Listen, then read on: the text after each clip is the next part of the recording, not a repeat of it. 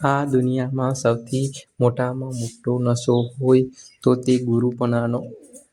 હું કોઈનો ગુરુ છું અને મારા આટલા શિષ્ય છે તેનો જો નશો ચડી ગયો તો સમજો કે જાનવર ગતિ નક્કી.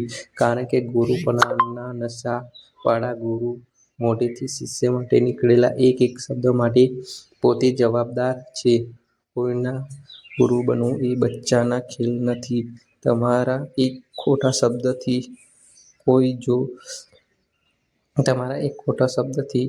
કોઈ જો એક શિષ્ય અવળા રસ્તે જતો રહ્યો તો નર્ક ગતિ બંધાઈ જતા વાર નહીં લાગે. હા, જો તમારા કહેવાનો ભાવ સારો હોય અને શિષ્ય પોતાના બુદ્ધિથી અવળા અર્થ કરે તો ગુરુ જવાબદાર નથી.